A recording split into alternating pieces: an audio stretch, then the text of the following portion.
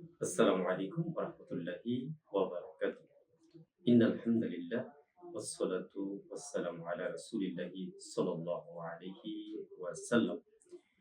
প্রিয় দর্শক, সকলকে জানাচ্ছি আন্তরিক প্রীতি ও শুভেচ্ছা। যে যেখান থেকে উপভোগ করছেন সবুজ বাংলার অনন্য আয়োজন, দ্বীনের দাওয়াত অনুষ্ঠান, কাছে কিংবা দূরে সকলে আমাদের পক্ষ থেকে শুভেচ্ছা নেবেন হৃদয় জুড়ে।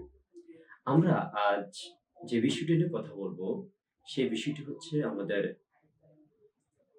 জীবনে, মুসলিম জীবনে ওতপ্রোতভাবে জড়িত।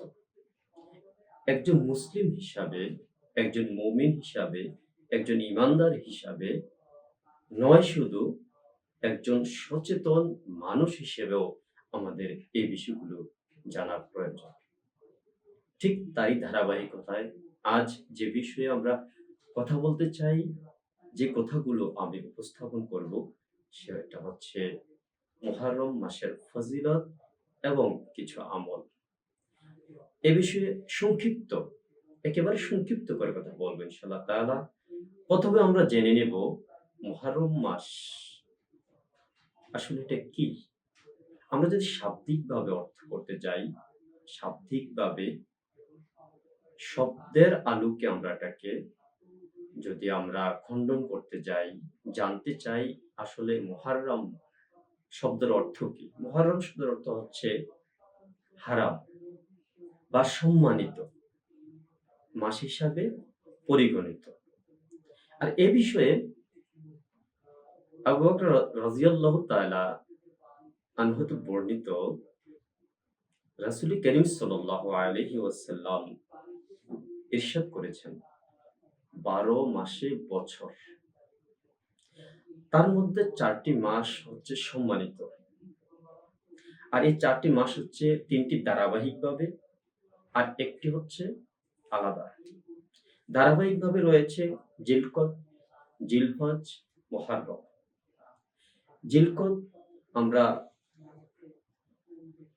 জিলহজ মাসের আগে পেরিয়েছি, আর জিলহজ সবেমাত্র আমাদের থেকে বিদায় নিয়েছে। তারপরে এখন আমরা যে মাসে এখন বর্তমানে অবস্থান করছি, সেটি হচ্ছে আরবি মুহররম মাস। আর এরপরে চতুর্থ যে মাসটিকে আল্লাহ রাব্বুল আলামিন মুহররম বলেছেন, হারাম বলেছেন, সম্মানিত বলেছেন, রাসূল করিম সাল্লাল্লাহু আলাইহি ওয়াসাল্লাম সম্মানিত হিসাবে বলেছেন, এবং যে মাসে যুদ্ধ বিগ্রহ, হানাহানি, মারামারি, কাটাকাটি, অন্যান্য মাসে তো সেটা আছেই, দৈনন্দিন জীবনে আছেই।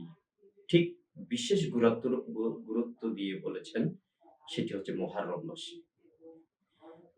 এবং এই মুহররম মাসের হারাম মাস হিসাবে আমরা জানি ৪টি মাস: জিলকদ, জিলহজ, মুহররম আর হচ্ছে রজব। যে রজব হচ্ছে, আমরা জানি যে শবে মেরাজ সংঘটিত হয়েছে। আল্লাহ রাব্বুল আলামিন রাসূলকে তার সান্নিধ্যে নিয়ে গিয়েছেন। এই সব মিলিয়ে মুহররম, অর্থাৎ মুহররমের আমরা শাব্দিক এবং পারিভাষিকভাবে যতটুকু সংক্ষিপ্তভাবে জানলাম, সেটা হচ্ছে যে জিলকদ, জিলহজ, মুহররম এবং রজব মাস মিলে হচ্ছে হারাম মাস। এগুলো হচ্ছে সম্মানিত মাস।